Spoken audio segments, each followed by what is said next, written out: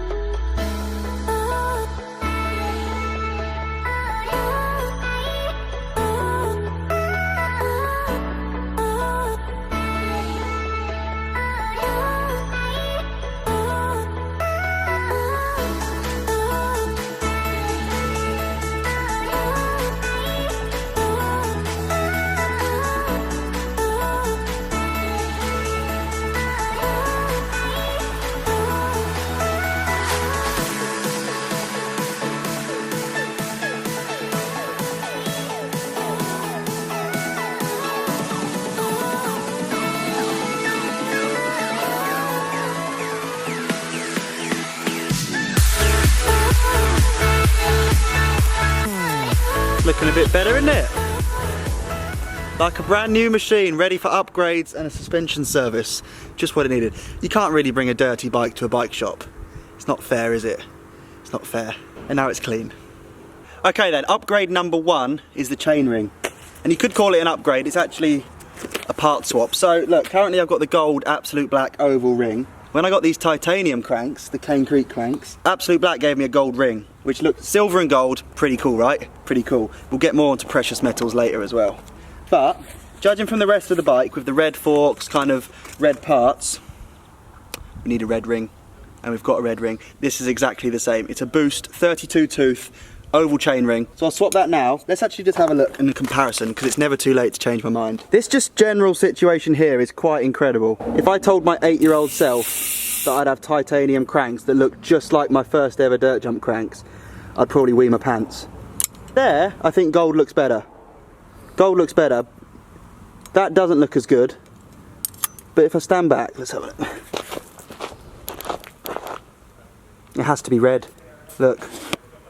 You can all see, clear as day. That gold is not working with the red forks.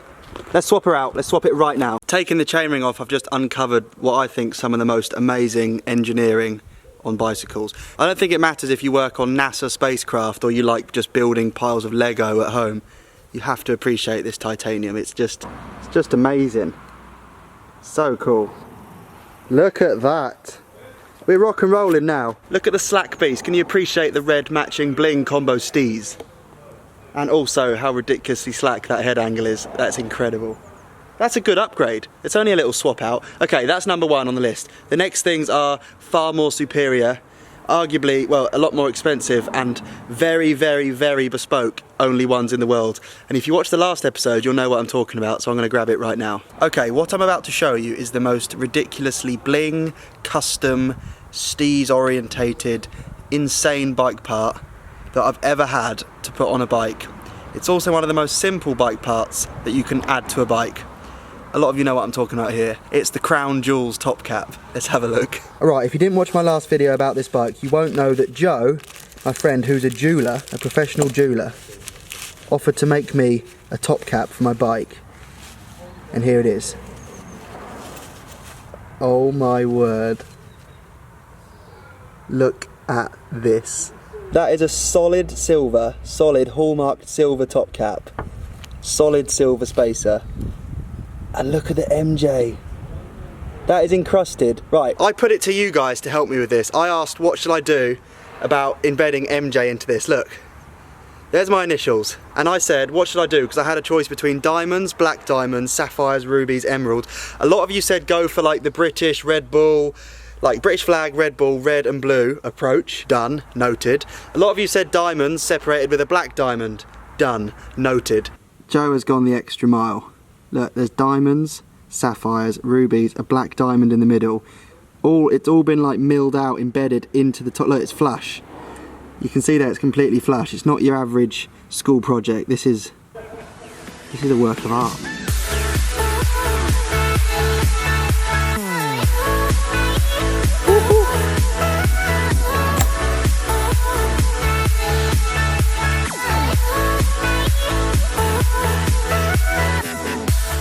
Frodo!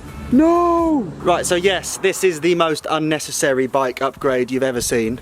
Probably. It's also the most unnecessary and ridiculous thing I've ever had on a bike. I want you guys to be able to see this. I'm going to have this bike on display at trade shows. I want you to be able to come touch, look at, just check out this bike. It's the most special bike I've ever built, and this is a lovely little extra. Let's get it put on the bike right now. Out with the old. Goodbye, black top cap.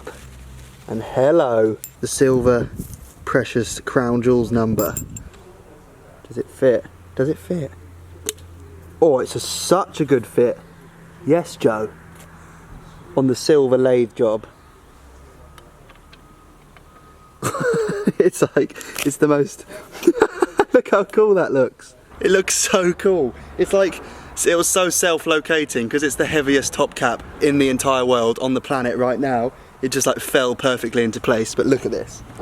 Yes. If I'm honest, I'm definitely going to cut the top tube down so it can be flush because it looks ridiculous stood up that high. It's the brightest thing on the bike. That is just obscene. I can't believe that. I've even got a special made bolt that fits exactly through it. So all I've done today is swap a chainring and effectively swap a top cap for a different colour one.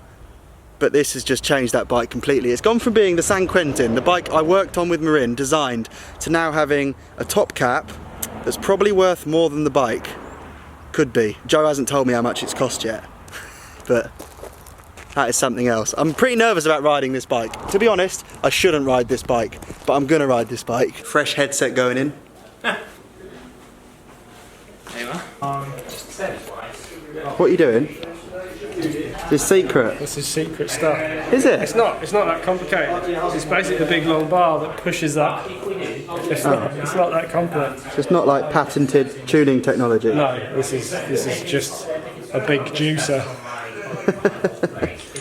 What do you think of my top cap, Matthew? Does MJ stand for mostly jewels? Is that what that stands for?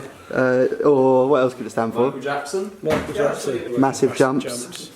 Does it comment below with your best MJ? Oh yeah, cheers, Matt. Yeah, go on. Go on below. Whoever comes up with the best MJ wins the gold chainring that just came off the bike. I'll let you get back to your juicer. Mostly juicing. Mostly juicing. The hardtail upgrades are almost, well, it's almost come full circle. I've swapped the chainring, the top cap is on. I've just even added some little purple tie bolt stees as well. And last on the list is the volume spacers for the forks. Yeah. What pressure was I running, Adam? 85 psi. Right, I'm guessing the purple ones was what was in there before. Yeah, purple ones are the original ones. Oh, so it only came with 2? Yeah. Okay, double it. Let's go to 4.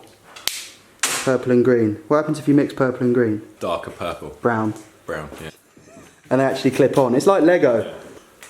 I just want to appreciate the diagram on the whiteboard behind your head. Do you know what it is? A fish eating a pair of forks with bars on. Pretty good, yeah. Pretty good, yes. Not bad. Look, they're going back in. The job's already done. You've pumped up a fork before, haven't you? Yeah, practiced. Many years. Up to 85. I'm just getting stressing out. My top cap's actually quite scratched. That's actually done, isn't it? Yep. See? Just need to swap the air. Can't wait to ride this bike with my new bling. Oh! Oh! Makes such a difference. Look at that can. I've never seen anything like it. This is great.